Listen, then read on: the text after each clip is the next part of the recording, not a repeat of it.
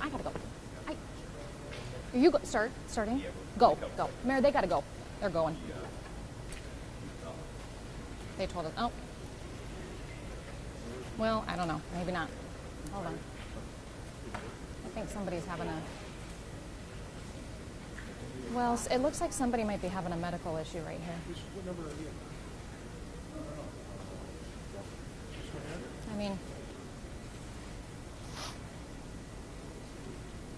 we want to make sure this person's okay.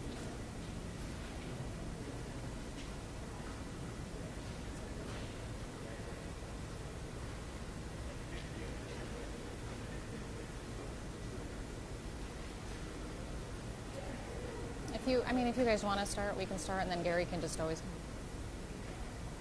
Okay.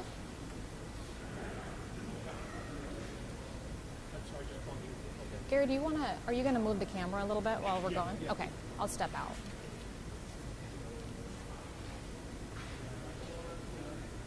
Hi. Yeah. Did you get any cues from anybody back there? Yeah. You should just talk. Yeah, it looks like there's somebody who's having a bit of a medical issue right now. They're checking them out, making sure they're okay. They were ready to start. Uh-huh. Okay, it looks... Okay. Okay. Norman? All right, looks like we're gonna get underway here, Mayor. Looks like the mayor's stepping up to the podium. Okay. Well, I'm gonna be in the way if I... No, I'll be off camera. I don't want to be in the way.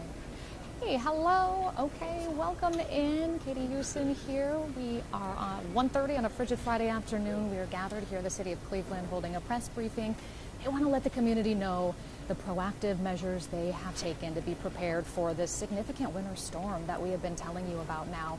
Settling in, you step outside, you feel it, right? The frigid temperatures, that's not going anywhere. So we got a lot of people gathered here at the city of Cleveland. You see Mayor Justin Bibb there, the Department of Public Works, Department of Aging, Division of Fire, Division of Police, Division of Emergency Medical Services, everybody here. So we're going to hear about how the city is preparing for this severe cold that we have, as well as then the snow that is going to be coming in, significant snowfall. Okay, So, good afternoon, everyone. Thanks so much for joining us here today. We wanted to spend a few moments this afternoon briefing the public about the upcoming winter storm that's going to hit our region. In just a few minutes, Freddie Ziegler from the National Weather Service will give us a detailed briefing on what we should expect throughout the weekend. But first, I want to say this. The entire city of Cleveland and every level of government is prepared and has been preparing for this upcoming major winter storm. We are not trying to cause panic. We want our residents to be prepared with emergency supplies in their homes and cars, and make sure they have safe heating sources and safe locations to stay for the storm and prolonged cold temperatures. We also will be extending our warming center operations through Wednesday, January 28th at our rec centers. I'll list those out here briefly. Our warming centers will be at Michael Zone, Kavasic, Zelma George, and Collinwood. And after today's press conference, our comms team will release the detailed times for those warming centers across the entire city. It's also important that if you need access to transit to our warming centers, RTA has passes for those residents in need to get to a warming center free of charge. For our unhoused brothers and sisters in our city, they can also receive resources from the Cuyahoga County Department of Homeless Services. They're located at 310 West Lakeside Avenue, and assistance can also be received by dialing 211 if you are an unsheltered resident who needs to get access to a shelter. Also, if you have issues throughout the winter storm event, in addition to 211, please also call 311 at the City of Cleveland. As Director John Laird has talked about, over the last couple days throughout the entire region and throughout the entire state of Ohio. We are facing a salt shortage. So first, I want to thank Governor DeWine and ODOT for their support in helping the city of Cleveland get as much salt as we possibly can for our past winter events that we've had over the last couple of weeks, but also salt needed for this upcoming major winter storm. I want to say this though, we're going to plow every road in Cleveland. However, our Public Works Department needs to prioritize salt treatments on main roads, hills, dangerous intersections, and areas near hospitals to make sure paths are clear so that residents and our safety forces can respond to potential emergencies. So again, we're asking our residents to be safe, but also be extremely patient. It's going to take our crews time to plow every street across the entire city of Cleveland. And I'll remind folks at home, our snowplow trucks are not Ubers. And this is going to be a big event. So if you see delays on your street, know our crews are working around the clock to plow our roads in a safe and deliberate fashion, but it will take time to plow all of our roads across the entire city. So again, this is going to be a major storm. And so if you don't have to travel when this storm hits, please stay home if you can. Don't risk going outside this weekend. If there's a show on Netflix or Hulu, watch that show. I'm gonna probably binge on Him and Hers on Netflix this weekend, or some bad reality TV. We want everybody just to be safe as we prepare for this winter storm. And again, before I head it over to and wrap it over to Freddie from the National Weather Service, I want to just thank our amazing public works crews for their hard work over the last couple of weeks and the great work they're going to be doing over the next few days. These folks are going to be working around the clock, 24/7, long days, long nights, and very cold frigid temperatures. So let's make sure we give them sincere gratitude and appreciation as we begin this winter storm event. Also want to just thank the men and women of police, fire, and EMS as well too. They have no days off as well. And so it's important we give them our sincere gratitude. Freddie, the floor is yours. Thank you, Mr. Mayor. I appreciate the words as far as the support of the city. Some of the key messages that I got from the mayor: stay prepared, stay safe, and be patient. This is going to be a long duration event. Right now, that's in effect for Cuyahoga County and Cleveland is a cold weather advisory.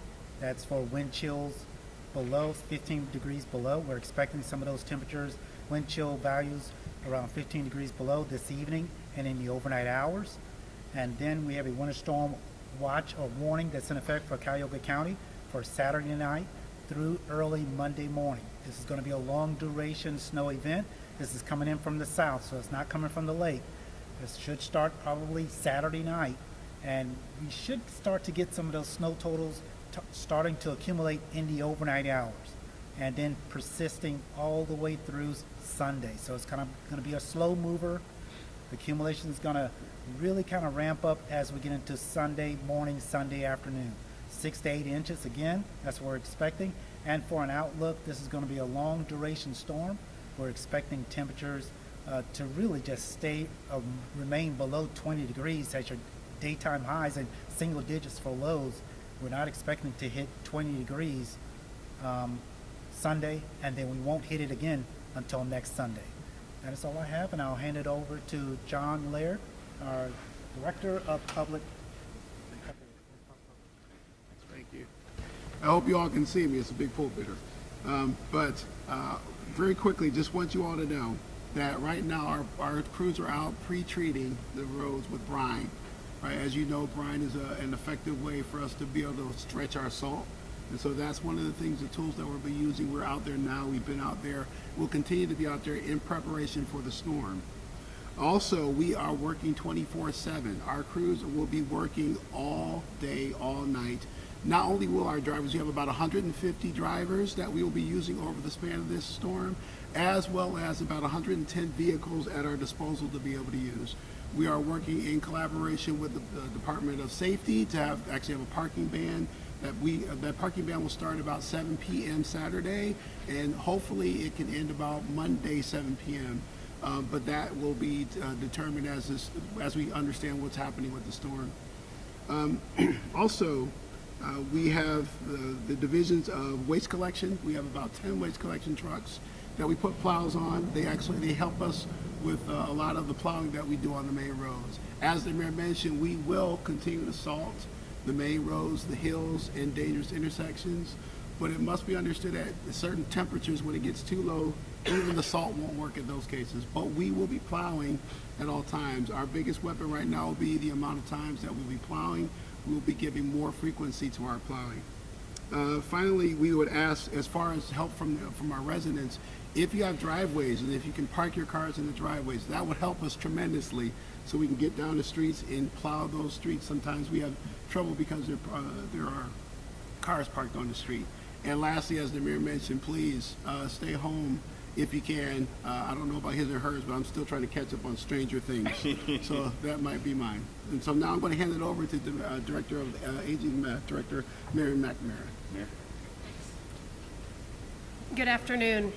You know, when snow falls and temperatures drop, I know that Clevelanders rise. And for me, as the Director of Aging at the City of Cleveland, that's about making sure that our older neighbors are safe. So I just want to share 4 key messages for me that we're putting out in the community. First, older adults are at a higher risk in extreme cold, and preparation does really save lives. Older adults feel the cold more intensely and may be less likely to ask for help. So we're urging seniors and their caregivers to take these simple steps now. Stay warm indoors, limit your time outside, and plan now for medications, food, and transportation that you're going to need over the next week. As the mayor said, warming centers are open, help is available. No one should have to choose between heat and safety. So remember those numbers, 211 United Way and 311 City of Cleveland. Third, community connection is critical during severe weather. We're asking neighbors, family members, and friends to check on older adults, especially those who live alone. A quick phone call, a knock on the door, can prevent a medical emergency or worse. And lastly, Clevelanders can help keep older adults safe through our Snow Heroes program, or just by simply helping a neighbor. New this year, the Cleveland Department of Aging launched our Snow Heroes program. It matches volunteers with older adults in need. We're always looking for more volunteers. Our phone is ringing off the hook from seniors already worried about how they're going to shovel.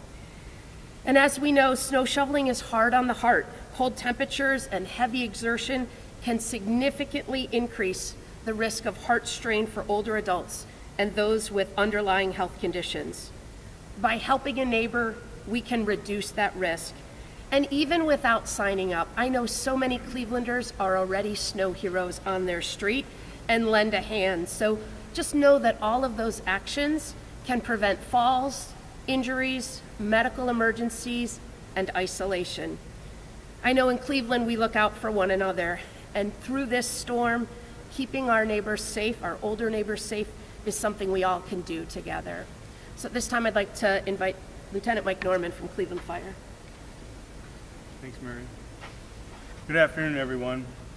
I'll give you some points to help people stay safe as they stay warm during this event. Winter is a busy time for the firefighters. You know, this is when we've seen uptick in house fires and motor vehicle accidents. Your furnaces are going to be working harder during this event, so you want to make sure that those are vented to the outside. That goes for hot water tanks that are gas fueled as well. That can be a cause of CO poisoning in the house. Same for fireplaces. If you're going to start a fire, make sure that's venting to the outside of the house. Carbon monoxide detector is a great investment for your house. We always encourage people to have those protecting them as they sleep. If you're going to use space heaters, I know people are going to be using supplemental heat during this event. You're going to make sure that those space heaters have space. They need 3 foot clearance all the way around them. You're going to make sure that space heater is plugged directly into the wall socket. You don't put that into an extension cord and never into a power strip. In the event that we need a generator during this event, make sure that generator is away from the house, that it's venting, that the exhaust is going away from the house. If you're going to be going outside, do what the firefighters do. We're going to wear extra layers. We're going to make sure that we're hydrated. You don't have to shovel your driveway like you're putting out a house fire. Take your time with it. It's better to plow the snow, to push the snow, than to lift the snow. And just be safe out there. Take frequent breaks. It's dangerous to work in these cold conditions. Allow more time for your commutes if you're going anywhere. And if you can stay home, just stay home during this event. That's the safest place for you to be. In the event that you do have to go out, make sure your car is ready. You want to make sure there's a blanket in there. Make sure your fuel is topped off before this event. Like I said, we're going to have a lot of motor vehicle accidents. In the event that you're involved in one or you're slowed down by one that happens ahead of you, be ready for that eventuality. Don't go outside if not ready to be outside, even if you're just going to drive in your car. And as always, move right for lights. If you see us responding someplace, police, EMS, pull it to the side of the road to give us that left lane of travel. Most of our Cleveland fire trucks have water on board, so we have protocols that we follow to keep that water circulating, to keep it from freezing inside the trucks. It's a good idea with your house. Be mindful of frozen pipes. If you've got pipes that are at risk of freezing, leave that cold water trickling just a little bit to keep that water moving. That will reduce the chance of having a frozen pipe in your house. Speaking of ice, stay off the ice. Don't go out on the lake. This is no time to play out on that lake. These cold temperatures are going to freeze the lake to some degree, but it's not safe to go out there on the lake or on the rivers. So stay off of the ice. And remember your pets. You know, if it's too cold for you outside, it's too cold for your pets. Be smart about having your pets outside. And the last thing I'll cover from the Division of EMS, some things that we're going to see at this time with these cold temperatures: hypothermia and frostbite. So hypothermia, you'll see conditions such as shivering, chattering teeth, confusion, slowed reaction times, and slurred speech. With frostbite, you'll have numb, tingling sensations, throbbing, shooting pains. Your skin may appear red, pale, and then dark.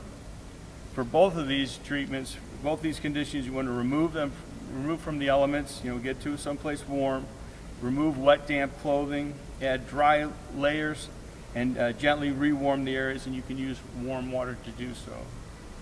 So I want everybody to be safe during this event. Now I'll introduce Sergeant Fred Diaz from Police. Good afternoon, everyone. I think we've kind of covered pretty much the basics. However, just want to reiterate the parking ban that the Director of Public Safety is going to issue. We just ask our citizens to comply to that parking ban. Not only does that help with the plowing of the streets, it also assists safety responders that are going to be out there responding to calls.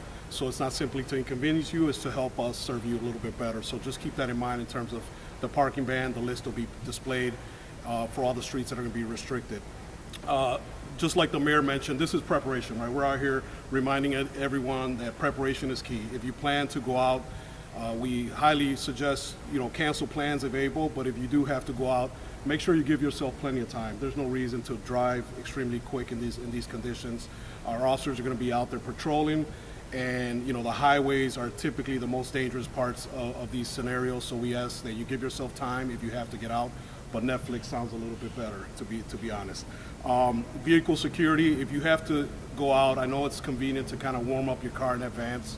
However, it brings some safety concerns. So try not to go out there and leave your car running. It's a safety concern. If you have kids, don't leave them in the cars.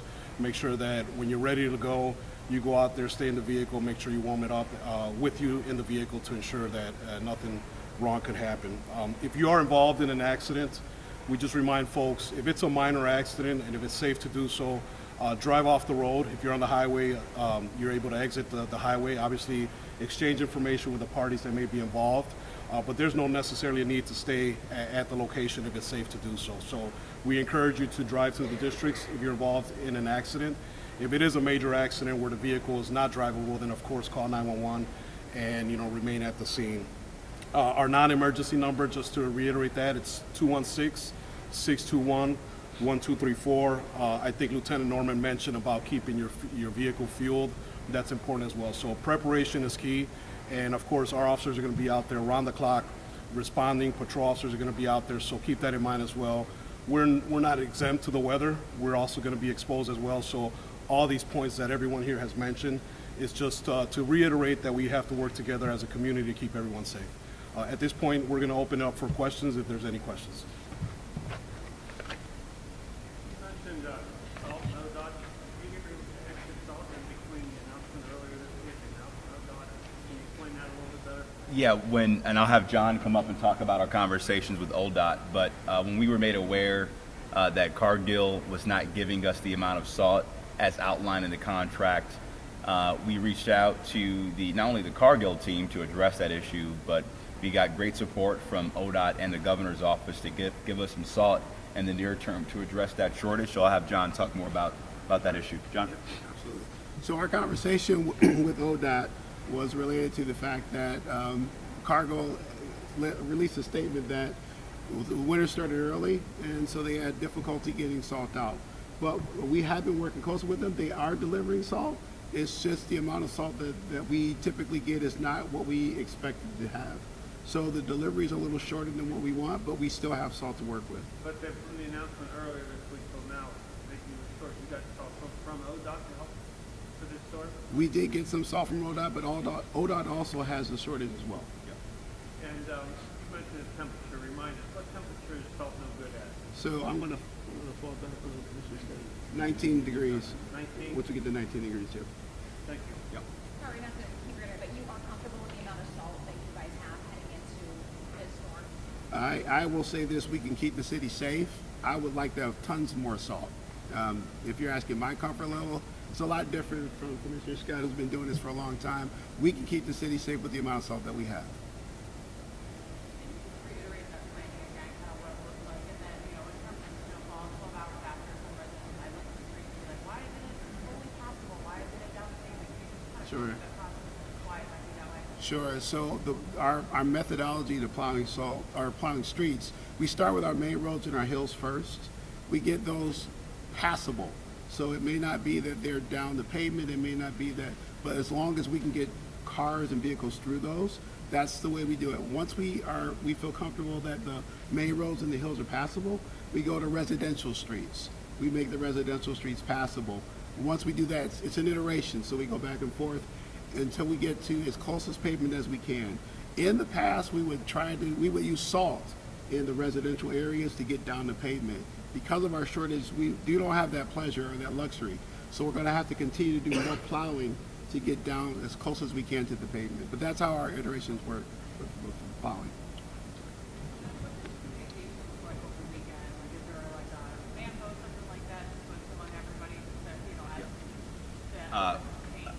Every hour during a major winter storm event, as we're expecting this weekend, our teams are communicating internally. John and his team gives me and my chief of staff an update, and then we communicate those updates to the city council and the public to make sure everyone knows how we're progressing. But again, it takes time to get every street. It takes time to hit all of our main streets and intersections and dangerous hills. And so for a major storm event like this, we're just asking for patience to make sure we can keep the city safe as we progress through the storm. Yep. Yeah, so we have about 150 drivers that will be using over the storm event. We have about 110 vehicles that we have at our access, anywhere from the plows that you see here to pickup trucks to graders that we have at our disposal to be able to use. Waste trucks, we'll have about 10 waste trucks that we use that we put plows on as well to help us with tandem plowing. And, Councilman Starr leaned over to me and mentioned you got about 10,000 streets that you have to plow. So again, going back to the mayor's point, we do ask that you be patient with us. There's a lot of ground that we have to cover. We have about 3,000 lane miles, or is it lane miles or curb miles? 3,000 miles that we have to cover. So we'll get there. It's just going to take us some time. Yeah. All right, any other questions? All right, be safe, everyone. Thank you so much.